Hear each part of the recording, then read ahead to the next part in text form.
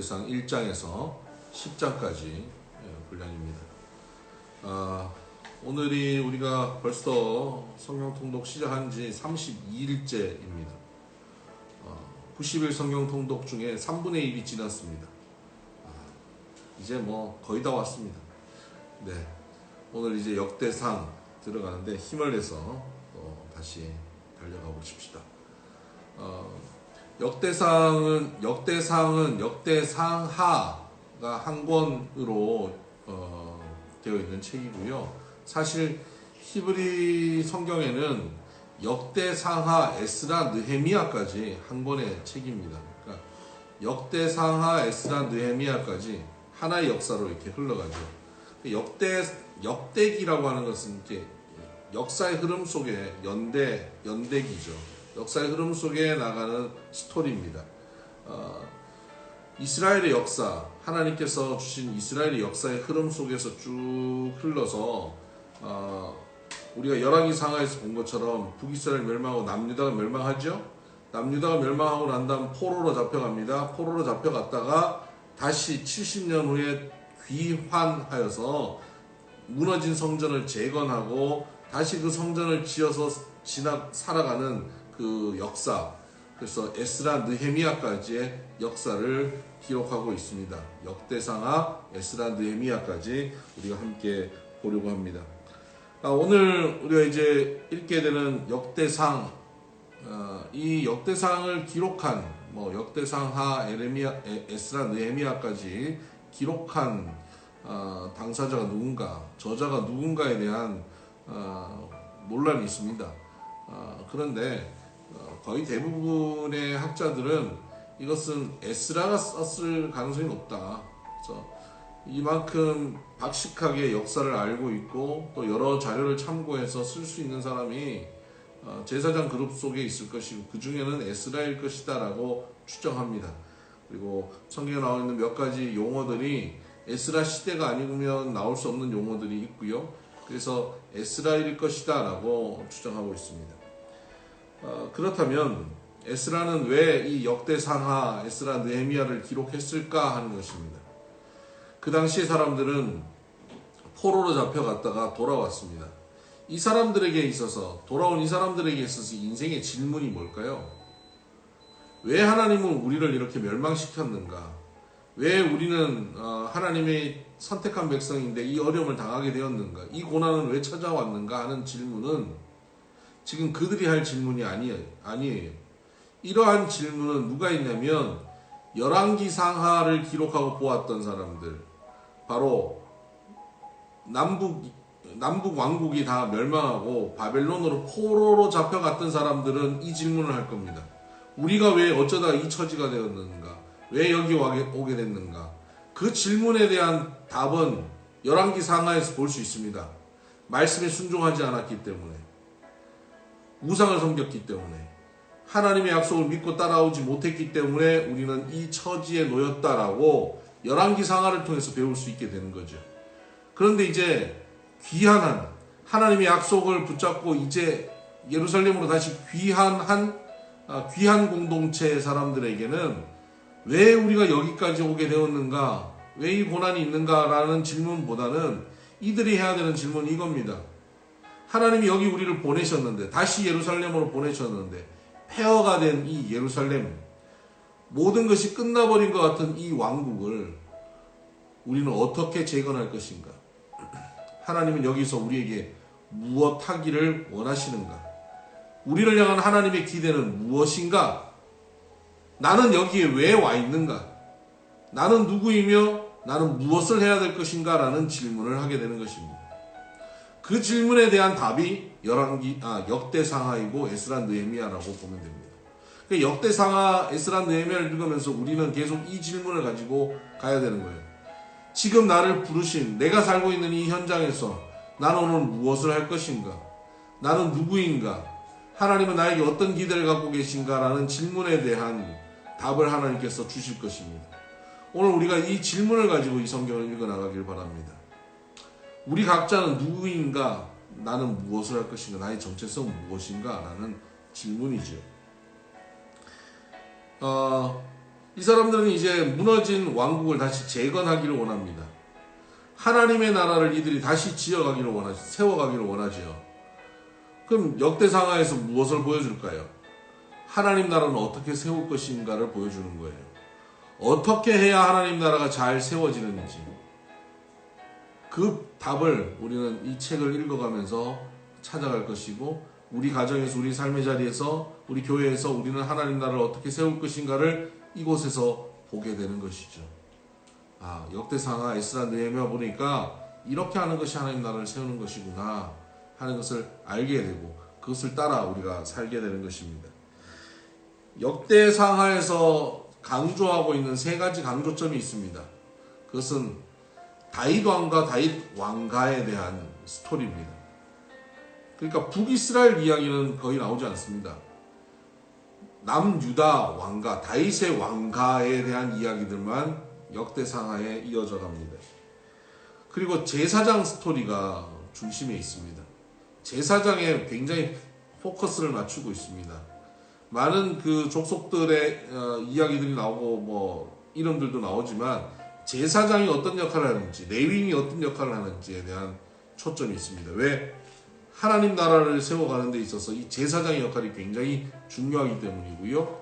그래서 제사장이 어디서 역할을 하죠? 성전에서 역할을 합니다. 그래서 성전을 세워가는 일, 여기에 성전 중심으로 어떻게 가는지에 대한, 성전이 무너지는 것, 그리고 또다시 성전을 재건할 일에 대한 여기에 초점을 맞추어서 역대기를 바라보면 좋겠습니다. 이것이 역대기를 바라보는 우리의 그 초점이어야 되고 안경이어야 됩니다. 그런 안경을 가지고 역대상하를 보십시다. 오늘 읽을 역대상 1장부터 10장까지 스토리는 제가 앞에 이렇게 장황하게 역대기 전체를 설명하는 거 보면 우리가 그냥 묵상하기 내용이 별로 없다, 묵상할 포인트들이 별로 없다 하는 것을 여러분 눈치채셨겠죠? 1장부터 거의 9장까지가요 족보 이야기입니다. 사람들 누가 누구를 낳고 누가 누구를 낳고 이 얘기예요. 아마 오늘 이거 읽으시면서 여러분들 그 전화번호 책 읽는 것 같은 느낌, 그런 느낌 많이 받으실 겁니다. 그래서 그냥 훅 지나가려고 하는 분들도 계시고 그럴 텐데, 네, 뭐 그러셔도 됩니다. 뭐 그냥 건성건성 보셔도 되고요. 오늘 조금 휴식을 취하면서 그냥 건너가는 그런 마음을 가지셔도 괜찮습니다. 그리고 제가 표를 하나 올리겠습니다. 표를 하나 올리면 그 족보 전체를 이렇게 라인으로 연결해서 한눈에 볼 수 있는 게 있습니다. 그걸 좀 보면, 표를 보면 이 족보를 그냥 쭉 훑어볼 수 있는 겁니다. 그래서 밴드에 제가 표를 하나 사진으로 올려놓겠습니다. 자료로. 그리고 이제 10장에는 사울의 죽음 이야기입니다. 사울왕. 사울왕의 뭐 처음에 등극이라든가 많은 뭐 그의 업적을 기록하지 않고요. 사울의 죽음을 이야기하고 있습니다. 왜일까요? 다윗의 등장을 얘기하기 때문이죠. 다윗의 등장을 위해서 사울의 죽음을 이야기합니다. 자, 이 어려운 본문의 내용 속에 오늘 묵상 포인트를 찾아보십시다. 1장 포인트잖아요. 1장부터 4장 23절까지가 족보 중에 유다의 족보입니다. 그러니까 하나님께서는 다윗 왕과 유다 족보에 초점을 맞추고 있는 것이죠. 그 다음 4장 24절부터 5장까지는 시몬, 르벤, 갓, 므낫세 반지파 이야기고요. 그래서 지파들의 이름들이 쭉 나오다가 그 다음 갑자기 6장에는 레위 지파가 등장합니다. 레위 지파 이야기를 6장에 길게 나옵니다. 그리고 7장, 8장에는 나머지 지파들을 다 기록하고 있고요. 9장에는 포로에서 돌아온 기환한 백성들에 대한 명단이 나오는데, 앞에는 짧게 일반인들 명단이 나오고 난 다음 뒤에는 길게 9장 전체에 레위인과 제사장에 대한 명단이 나옵니다. 그러니까 벌써 이 족보를 배치한 것 보면 유다 지파, 그러니까 다윗의 집안, 그리고 레위 지파, 제사장 집안 이야기가 중심이라는 것을 우리가 알 수 있겠죠. 그리고 9장 하반 그 뒷부분에 사울 왕가의 족보가 나오고 사울 왕의 죽음이 10장으로 이어져 갑니다. 자, 오늘 그 족보를 읽으시면서 묵상하는 데는 이런 좀 그림을 좀 그리면 좋겠습니다. 쭉 읽어가다 보면 아담이 셋을 낳고 에노스, 게난, 마할랄렐, 얄렛 쭉 나가잖아요.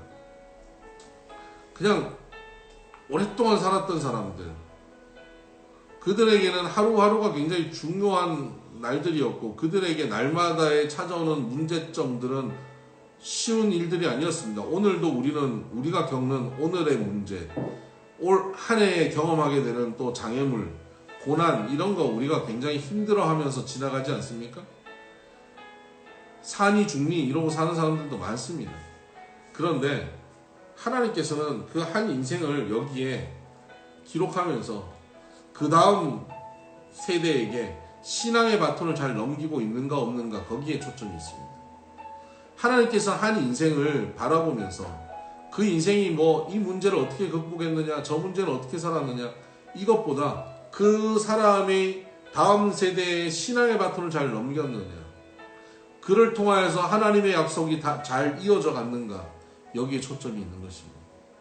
그래서 많은 인생들을 족보를 통해서 흘러가는 것을 보면서 지금 내가 겪고 있는 이 문제가 뚝 떨어져서 객관적인 역사의 흐름 속에서 나를 그 이름 속에 한 이름으로 집어넣고 보면 지금 내가 겪고 있는 이 문제는 큰 문제가 아니라는 것을 알게 되죠.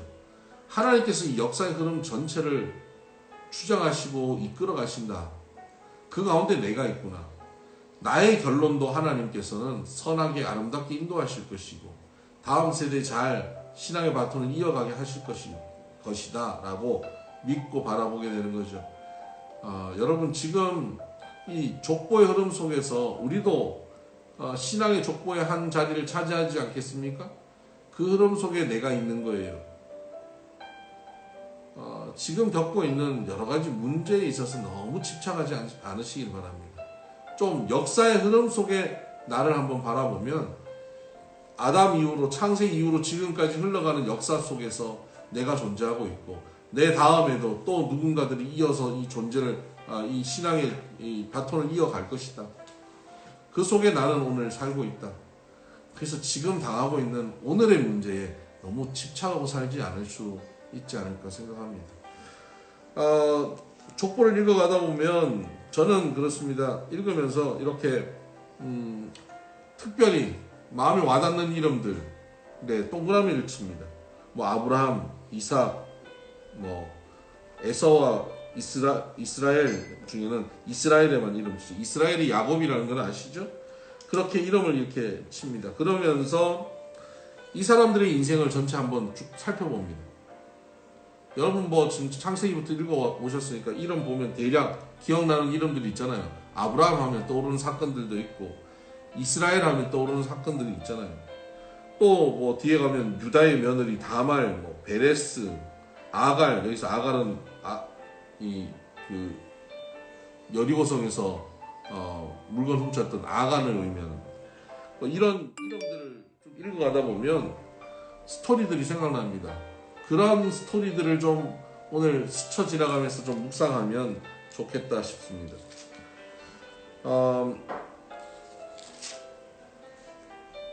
4장 9절을 보면 우리가 야베스의 기도라고 하는 책 많이 읽으셨죠? 야베스가 등장합니다. 야베스는 그의 형제보다 귀중한 자라. 그의 어머니가 이름하여 이르되 야베스라 하였으니 이는 내가 수고로 낳았다 함이었더라. 야베스가 이스라엘 하나님께 아뢰어 이르되 주께서 내게 복을 주시려거든 나의 지역을 넓히시고 주의 손으로 나를 도우사 나로 환난을 벗어나 내게 근심이 없게 하옵소서 하였더니 하나님이 그가 구하는 것을 허락하셨더라. 여러분 족보 이름만 쭉 이어가다가 갑자기 야베스에게는 스토리가 잠깐 등장합니다. 왜 저자는 에스라는 이 야베스 스토리를 이렇게 기록했을까요? 많은 족보의 이름들 가운데 야베스를 기록하다가 보니까 야베스와 지금 귀환한 하나님의 공동체 이 백성들과 매치가 되는 거예요. 야베스가 고통 가운데 낳은 아들, 아마도 어머니가 이 아이를 낳고 돌아가셨을 가능성이 높죠. 그렇게 낳은 아들 야베스입니다. 그래서 어머니는 돌아가시면서 이 아이의 이름을 고통이라고 지은 겁니다. 야베스라고 하는 뜻이 고통인데 고통이라고 지은 것이에요. 마치 지금 이 귀한 공동체, 이 한 줌도 안 되는 이 공동체를 낳기 위해서 그 오랜 세월 믿음의 선조들이 그 고통 가운데서 우리를 낳았다. 하나님께서는 이 백성들을 고통 가운데서 낳아서 여기에 두셨다 하는 거죠. 그 고통 가운데 놓여 있는 우리들이 야베스와 같은 처지가 아닌가. 그런데 그 야베스가 그곳에서 뭘 했느냐? 하나님께 엎드려 기도한 겁니다. 자기의 처지가 고통이었는데 하나님께 기도하여서 하나님 우리에게 복을 주시려거든 지역을 넓게 해주시고 나를 도우셔서 환난을 벗어나게 하시고 근심이 없게 해달라. 이것을 우리가 해야 되는 기도가 아닌가라고 저자는 백성들에게 권하고 있는 것입니다.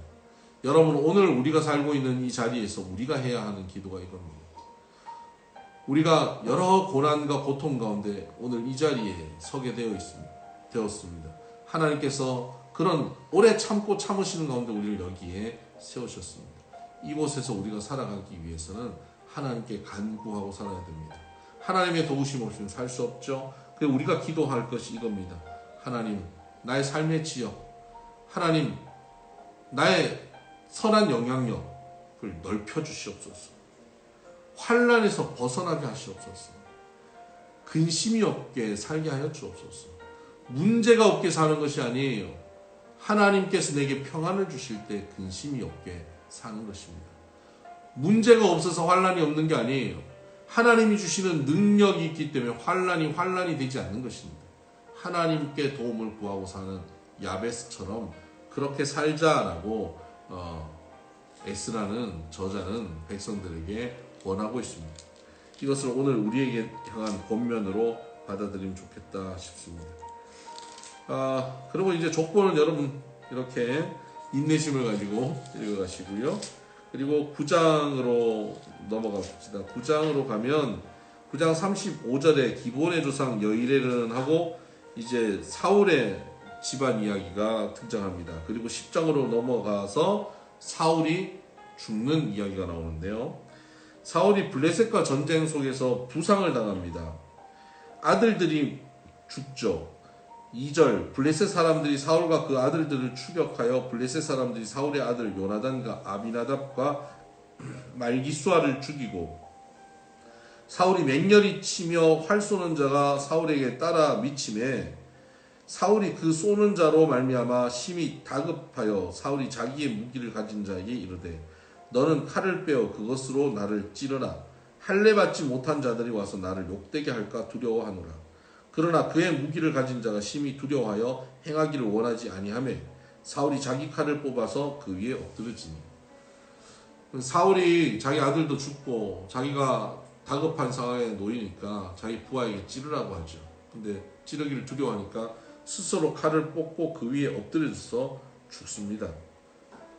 여러분, 사울의 죽음이 참 안타깝지 않습니까? 마지막 때라고 자기가 결정하고 자기가 죽는 거예요. 이것이 가장 심각한 죄입니다. 우리는 우리의 끝을 결정할 수 없는 사람들입니다. 하나님이 우리를 시작하게 하시고 하나님이 우리를 끝나게 하십니다.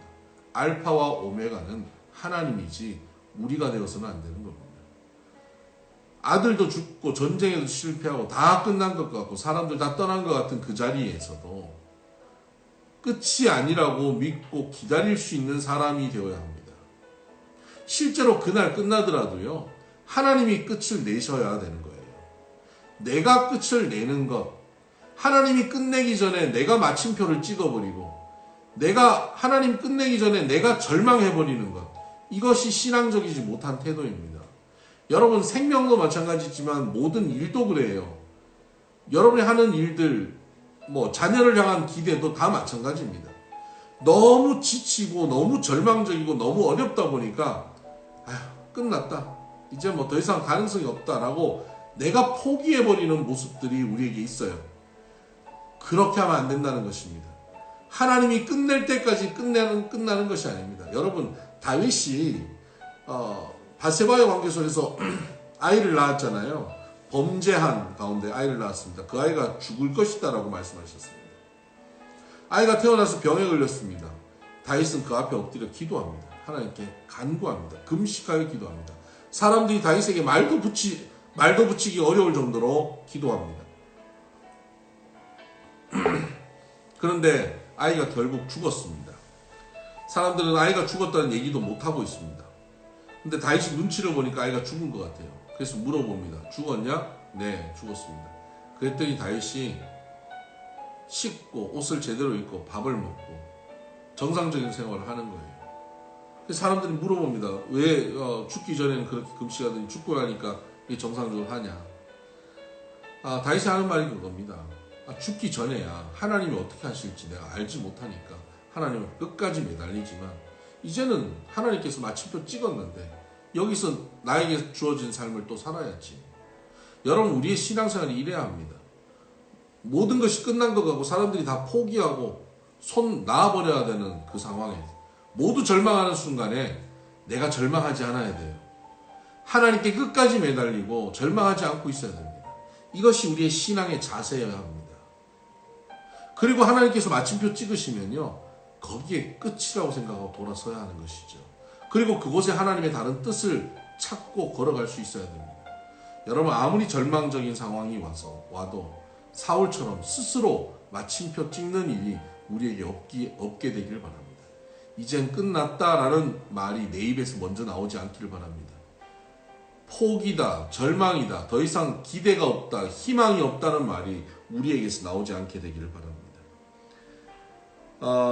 10장 11절에 보면 길랏 야베스 사람들, 이 사람들이 나오는데, 이 사람들이 블레셋 사람들이 사울의 시체를 달아놓은 것을 보고 달려가서 그들 시체를 가져와서 장사를 지내거든요. 모두가 실패한 왕이라고 등 돌려버린 사울인데 자기들이 죽을 수도 있는 위기 속에 들어가서 장례를 치릅니다. 왜 그럴까요? 사울이 처음 왕이 되었을 때 길랏 야베스 사람들이 암몬 왕 나하스에게 위협을 받았습니다. 그때 사람들에게 도움을 청했는데 사울 왕이 사람들이 왕으로 인정도 하지 않았던 시대에 그가 성령의 충만함을 받아서 군대를 일으키고 가서 길랏 야베스를 건져주죠. 그 한 번의 도움을 잊지 않는 것입니다. 감사를 끝까지 지키는 거예요. 사울이 변했다 할지라도, 사울이 변질하고 사울이 악인이 되었지만 그를 향한 감사를 가지고 있는 겁니다. 성경은 이것을 기록하고 있어요. 하나님은 이런 마음을 주목합니다. 여러분, 하나님은 악인이 되었다 할지라도 그를 향한 감사, 의리를 지키는 것, 이것을 소중하게 봅니다. 여러분, 오늘 우리에게 베푼 많은 사랑들이 우리 주변에 있지 않습니까? 그것에 대한 감사할 수 있는 오늘 하루가 됐으면 좋겠네요. 의리를 지킬 수 있는 우리가 되었으면 좋겠습니다. 상대방의 입장이 어떻게 됐든 상관없이 나는 끝까지 의리를 지켜내는 길랏 야베스 사람 같은 의리 있는 인생이 되었으면 좋겠습니다. 네, 오늘도 복되고 아름다운 날 되시길 바랍니다. 샬롬, 축복합니다.